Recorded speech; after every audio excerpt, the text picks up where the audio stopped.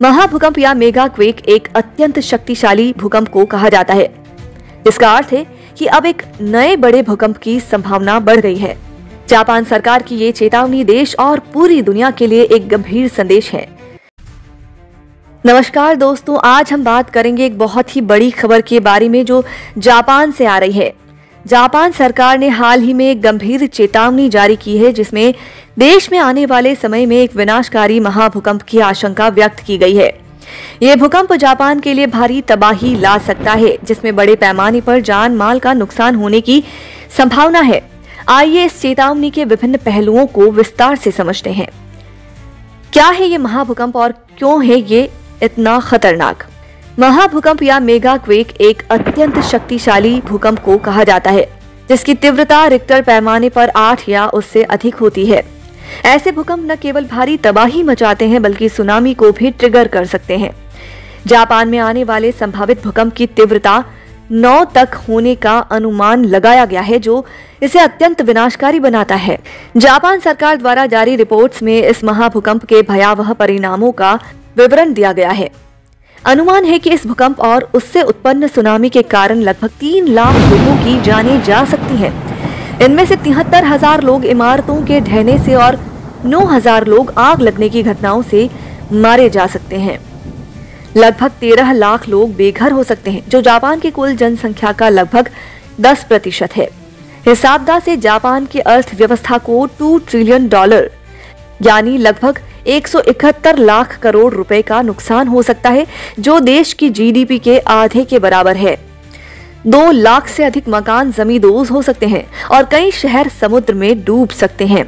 इस भूकंप से उत्पन्न सुनामी की लहरें 30 मीटर यानी 98 फीट तक ऊंची हो सकती है, जो तटीय क्षेत्रों में भारी विनाश ला सकती है। यह संभावित महाभूकंप जापान के दक्षिणी पश्चिमी प्रशांत तट के पास स्थित नानकाई गर्त से उत्पन्न हो सकता है। ये एक 900 किलोमीटर लंबा समुद्री क्षेत्र है, जहां फिलीपीन सागर की टेक्टोनिक प्लेट यूरेशियन प्लेट के नीचे धंस रही है।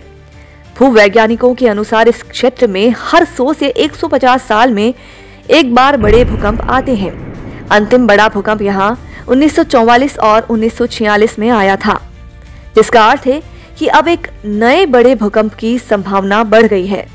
जापान को 11 मार्च 2011 को 9 तीव्रता के भीषण भूकंप का सामना करना पड़ा था, जिसने विनाशकारी सुनामी को जन्म दिया था। इस आपदा में लगभग 19,729 लोगों की जानें गई थीं और फुकुशिमा परमाणु संयंत्र में 3 रिक्टर पिघल गए थे। वर्तमान चेतावनी में संभावित भूकंप की तुलना इसी 2011 की त्रासदी से की जा रही है। जापान में हाल ही में 7.1 तीव्रता का एक भूकंप आया था, जिसके बाद मौसम विभाग ने पहली बार मेगा क्वेक अलर्ट जारी किया है, यानी महाभूकंप अलर्ट जारी किया है। वैज्ञानिकों का मानना है कि ये भूकंप नानकाई गर्त के पास आया था और इससे टेक्टोनिक प्लेटों की गतिविधि प्रभावित हो सकती है, जिससे बड़े भूकंप का खतरा बढ़ गया है। जापान सरकार ने इस संभावित आपदा से निपटने के लिए तैयारियों पर जोर देना शुरू कर दिया है। देश ने 2007 में दुनिया का पहला राष्ट्रव्यापी अर्थक्वेक अर्ली वार्निंग सिस्टम शुरू किया था, जो भूकंप आने से पहले चेतावनी दे सकता है।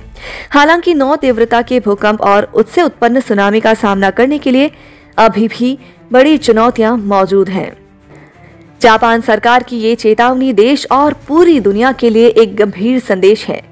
हालांकि भूकंपों की सटीक भविष्यवाणी संभव नहीं है अभी भी, लेकिन भूवैज्ञानिक आंकड़े और ऐतिहासिक पैटर्न इस बात की पुष्टि करते हैं कि जापान को निकट भविष्य में एक बड़े भूकंप का सामना करना पड़ सकता है।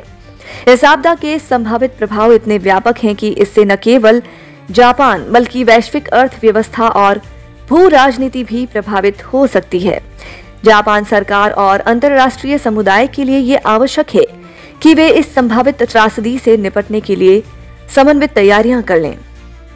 दोस्तों, जब भी दुनिया किसी बड़े संकट की ओर बढ़ती है तो दिव्य शक्तियां पहले से ही संकेत देना शुरू कर देती हैं। हमारे मार्गदर्शक संजीव सर, जो एंजल्स द्वारा बताए गए संकेतों के माध्यम से हमें लगातार चेतावनी दे रहे हैं, वे केवल हमें सतर्क ही नहीं कर रहे हैं बल्कि इन संकटों से बचने के उपाय भी बता रहे हैं। उनका उद्देश्य हर प्राणी के मन में आध्यात्मिक जागरूकता लाकर माता पृथ्वी की चेतना को ऊपर उठाने का प्रयास करना है। संजीव सर हमें बार बार समझाते हैं कि डर को अपने मन से निकालकर हमें परमात्मा की ओर ध्यान केंद्रित करना ही चाहिए।